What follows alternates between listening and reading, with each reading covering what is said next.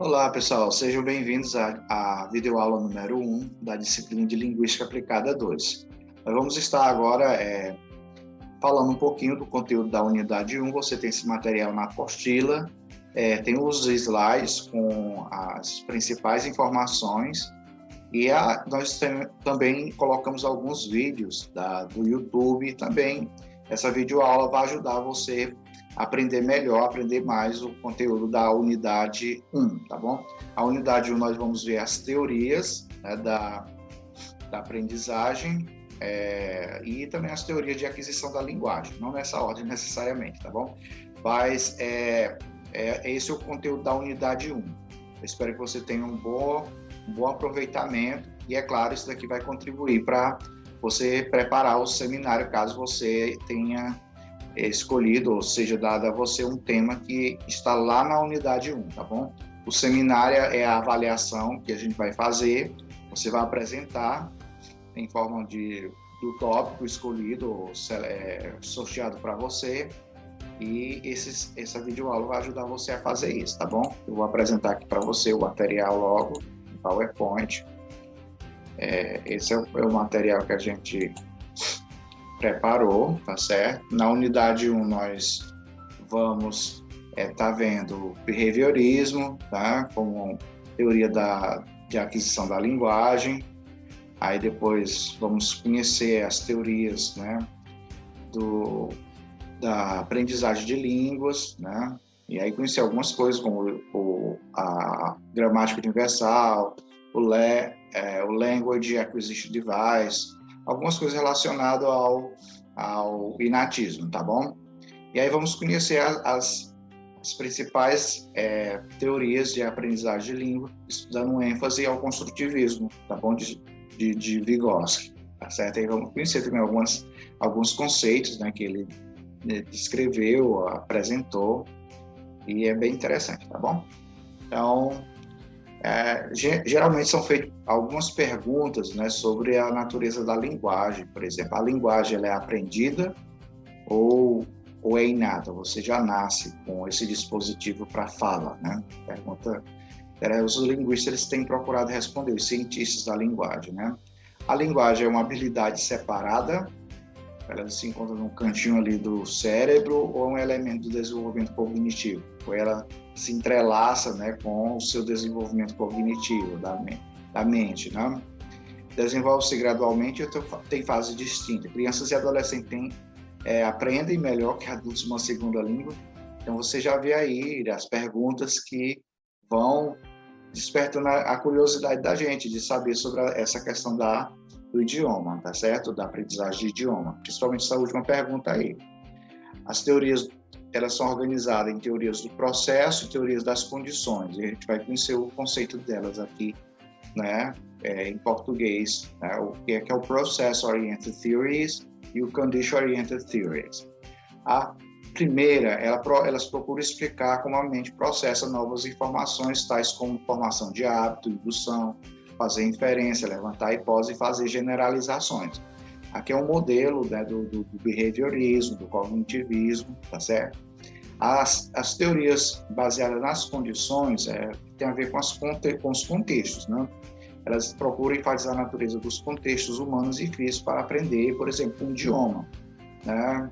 Por exemplo, que fatores eles contribuem para essa aprendizagem? Tem a ver com ambiente, quantidade, qualidade do input recebido. Quando falar input,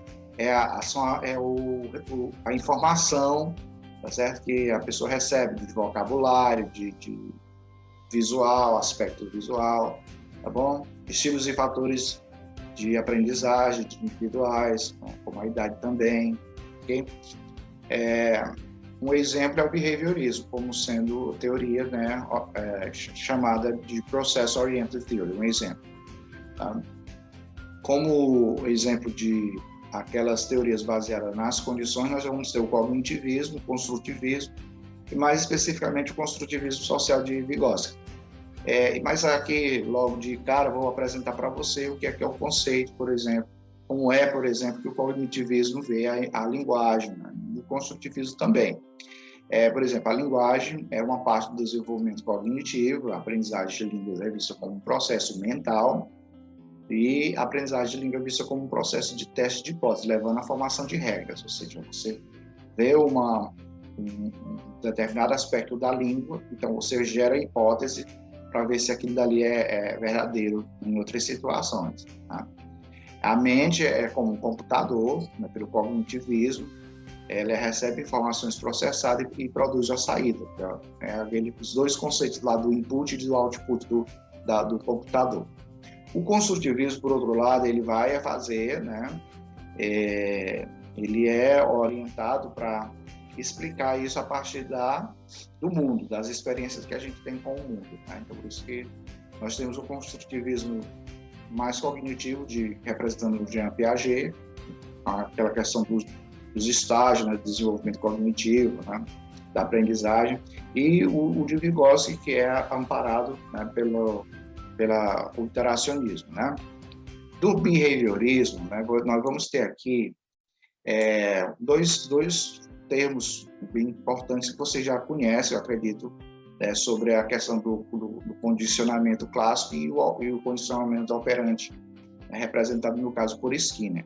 Mas os termos estímulo e resposta, ele é esse condicionamento clássico em que você recebe o estímulo e produz uma resposta. Tá? Isso na fala, por exemplo, né, também. E o de Skinner, ele, além do estímulo e resposta, tem um terceiro elemento, que é o reward, que é o reforço, né, que faz com que a pessoa produza uma resposta à medida que ela recebe o reforço. Né? Pode ser um reforço negativo ou positivo também. Okay? No material você vai ver isso com outros exemplos. O construtivismo, ele é o construtivismo, nós vamos aqui destacar, principalmente porque é esse construtivismo que nos interessa, que é o social, que é o interacional, e aqui nós temos no material alguns termos cunhados ou desenvolvidos por Vygotsky, né? que são o ZPD, que é a Zona de Desenvolvimento Proximal, o MKO, que é o The More Knowledgeable Order, mas o que conhece mais é um outro termo que vai aparecer, a mediação sociocultural e o scaffolding. Tá? Eu vou aqui apresentar para você do jeito que você vai encontrar também lá na apostila, tá certo? Mas você pode pesquisar, ou se você ficar assim meio nebuloso para você o significado, você pode fazer uma pesquisa, né, na internet sobre esses termos, tá bom? Então, por exemplo, a zona de desenvolvimento proximal, ela é a distância entre o nível de desenvolvimento real, conforme determinado por um problema, e o nível mais alto do desenvolvimento potencial. Então, é o desenvolvimento proximal. É a distância entre o que você não sabe, do que você sabe, do que você não sabe e o que você pode vir a saber, tá certo? Então, o real, por exemplo, é você não saber uma determinada coisa ou informação. Mas tem um potencial que você pode, né, depois que você for mediado pela ajuda de uma pessoa, né, por exemplo, esse More Knowledgeable Order aqui, alguém que tem um nível de habilidade mais elevado do que o aluno, aí você consegue chegar a esse nível de desenvolvimento potencial, tá bom? A mediação é outro termo também do construtivismo, tá certo? Ele refere-se ao uso de ferramentas para ajudar a resolver o problema para atingir um objetivo. No caso, a linguagem seria uma ferramenta, né, a fala, para você alcançar, né, um objetivo, alcançar um objetivo. Isso acontece muito, por exemplo, na mediação. Um exemplo que pode dar antes da fala, a criança ela desenvolve, por exemplo, a linguagem do choro, por exemplo, para quando ela quer conseguir alguma coisa, tá certo? Ela resolver um problema, está com fome, né? Então, ela vai fazer isso bem daí. Aqui é um exemplozinho, né? Então, antes da linguagem falada, né? Você vê como a ferramenta ela é usada para resolver um problema. O scaffolding é quando uma pessoa mais instruída ou mais experiente ajuda uma que não é instruída para realizar uma tarefa que ela é incapaz de fazer sozinha. Então, é chamado de... É o undying, tá bom? Uma tradução melhor. Bem, as teorias, logo em seguida você vai conhecer, né? as teorias da linguagem, e elas são assim, nós classificamos ou encontramos elas classificadas assim: teoria estrutural, funcional e interacional, para compreender, né, esse processo de aprendizagem de idioma. Mas elas são ancoradas nas teorias da aquisição, tá certo? Mas vamos aqui conhecer cada uma, né? As teorias estruturalistas, por exemplo, né, o que é? Ele vê o idioma como um sistema linguístico composto de regras estruturais, por exemplo, aprender itens estruturais, por exemplo. As teorias da linguagem funcional, o idioma é visto como um meio para fazer coisas e isso deve ser usado na vida real, né? Ou seja, é a função da língua, né? Saber combinar regras gramaticais do vocabulário para expressar noções e executar as funções, né? Então, é o caso que você usa a língua, né, para alcançar um objetivo, né, uma função, né? Por exemplo, você usa um termo, por exemplo, para você convencer uma pessoa a fazer alguma coisa, né? Então, é a linguagem persuasiva, né? Ela tem ali a função para convencer a pessoa, né? E a interacional é isso daqui, né?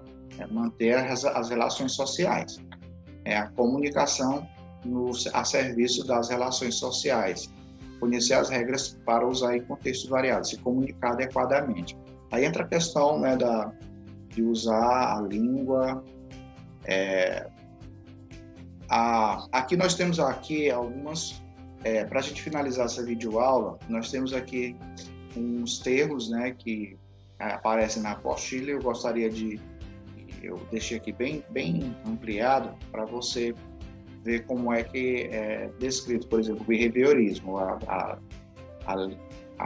abordagem, né, de aprendizagem estruturalista, behavioral. Por exemplo, ela é uma teoria de aprendizagem também, certo, que foi influente na década de 40 e 50. Os tradicionais, eles levantavam a hipótese de que quando as crianças imitavam a linguagem produzida por aqueles ao seu redor, suas tentativas de reproduzir o que ouviu recebiam reforço positivo. Aquela ideia lá do estímulo-resposta, reforço, ou a teoria de Skinner, né? Então, encorajado por seu ambiente, as crianças continuariam a imitar e praticar esses sons e padrões até formarem hábitos de uso da linguagem. Então, basicamente, é uma ampliação do que vem a ser. Ele encontrou a sua formação teórica, né, especialmente nesse trabalho aqui, que é o Verbal Behavior, né, que deu também origem aos ensinos da década de 60, o método audiolingual, né, que é aquele método de repetição, de colocar muito insumo da linguagem para que o aprendiz devolva na forma de frase. Então, tem a ver com behaviorismo, tá bom? Então, os fundamentos linguísticos do behaviorismo foram dados pelo estruturalismo dos anos 60, tá bom? Tá aí os dois, para a gente finalizar aqui, os dois tipos de condicionamento do behaviorismo, tá certo? A aprendizagem no clássico deve ser semelhante ao famoso experimento com cães, descrito por Pavlov. A primeira fase de aprendizagem baseada em estímulo não condicionado e resposta não condicionada. Por exemplo, uma criança responde com antecipação ao chocolate, né? A segunda fase da aprendizagem é baseada no estímulo condicionado e na resposta condicionada. Quando, mostrando o chocolate, a mãe repete a palavra chocolate. Após a criança associar a palavra ao objeto, ela responde a palavra em si, antecipando a experiência desde a primeira fase da aprendizagem. É um exemplozinho do clássico. E como seria o operante na questão da linguagem, né? O princípio fundamental é que o comportamento recompensado será fortalecido. O aluno irá repetir o comportamento, não como resultado de uma associação positiva, estável, como no condicionamento clássico, mas na esperança de obter uma recompensa, aprender novas habilidades para o aluno. É um instrumento que leva à recompensa. Tá bom, pessoal? Então é isso, a gente finaliza aqui a primeira videoaula e na segunda videoaula a gente dá continuidade ainda à unidade 1, tá bom, pessoal? Beleza?